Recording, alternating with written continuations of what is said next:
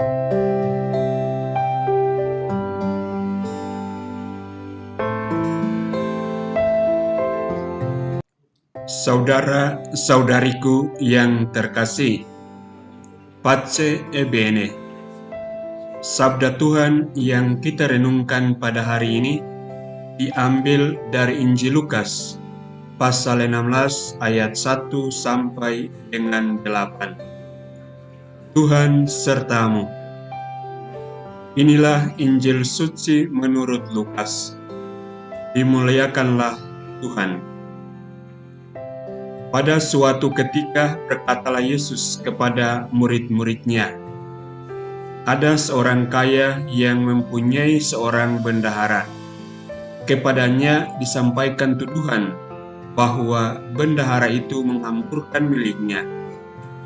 Maka si kaya itu memanggil bendaharanya dan berkata, "Apakah yang telah kudengar tentang dirimu? Berilah pertanggungjawaban atas urusanmu, sebab engkau tidak boleh bekerja sebagai bendahara lagi." Berkatalah bendahara itu dalam hatinya, "Apakah yang harus kuperbuat? Tuanku memecat aku dari jabatanku, mencangkul aku tidak dapat, mengemis aku malu.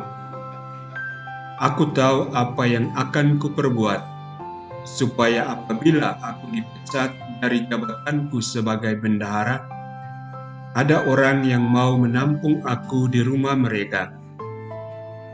Lalu ia memanggil satu demi satu orang yang berhutang kepada tuannya. Berkatalah ia kepada yang pertama, "Berapa besar utangmu kepada tuanku?" Jawab orang itu, 100 tempayan minyak. Lalu kata bendahara itu, "Inilah surat utangmu. Duduklah dan buatlah surat utang lain sekarang juga, 50 tempayan. Kemudian ia berkata kepada yang lain, "Dan saudara, berapa utangmu?" Jawab orang itu, 100 pikul gandum. Katanya kepada orang itu, "Inilah surat utangmu. Buatlah surat utang lain, 80 pikul." Bendahara yang tidak jujur itu dipuji tuannya, karena ia telah bertindak dengan cerdik. Sebab anak-anak dunia ini lebih cerdik terhadap sesamanya daripada anak-anak terang. Demikianlah sabda Tuhan. Terpujilah Kristus. Saudara-saudariku yang terkasih, Injil yang barusan kita dengarkan mengisahkan kepada kita bahwa bendahara yang cerdik itu seolah-olah melakukan kebaikan terhadap sesama. Tetapi sebenarnya bukanlah sebuah kebaikan. Karena apa? Karena dia melakukan itu dalam keadaan kepepet, bukan untuk kebaikan sesama, akan tetapi motivasinya adalah untuk kebaikannya sendiri. Karena kepentingannya, ia melakukan tindakan kebaikan untuk sesamanya itu. Kita bisa melihat bahwa mengasihi itu tidak selalu murni. Karena ada orang yang mengasihi memang sungguh-sungguh demi orang yang dikasihi, tetapi ada orang yang mengasihi karena apa yang menjadi kepentingannya. Orang mengatakan, "Saya mengasihimu karena aku, bukan saya mengasihimu karena kamu. Saya mengasihimu karena saya," itu artinya kepentingan saya yang mendorong saya untuk mengasihimu. Tindakan saya seolah-olah mengasihi, tetapi bukanlah sebuah tindakan mengasihi. karena yang saya kasihi cintai adalah diri saya. Motif egoisme. Apa yang saya buat karena demi kepentingan saya, kebaikan saya.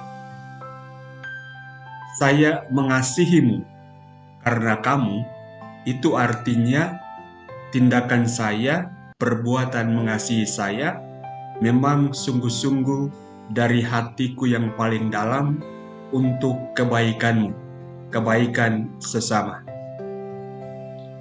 Saudara-saudariku yang terkasih, bendahara yang tidak jujur, bendahara yang cerdik itu memberikan pelajaran kepada kita, khususnya untuk kita melihat motivasi mengasihi kita. Apakah dalam tindakan, dalam perbuatan mengasihi sesama, kepentingan pribadi saya ada di atas atau ada di dasar tindakan mengasihi saya itu? Kalau itu terjadi, kita tidak berbeda jauh dengan bendahara yang cerdik yang kita dengarkan dalam Injil pada hari ini. Akan tetapi, kalau sebaliknya kita adalah orang-orang yang mengasihi orang lain, sungguh-sungguh dari motivasi demi kebaikan sesama kita, maka bersyukurlah karena kita sedang ada dalam posisi yang benar.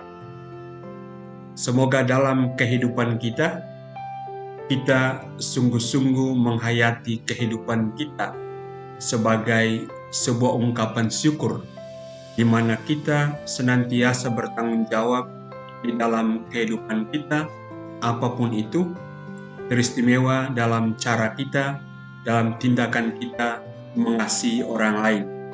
Kita mengasihi bukan demi kepentingan egoisme kita, akan tetapi kita mengasihi karena demi kebaikan sesama kita. Tuhan memberkatimu.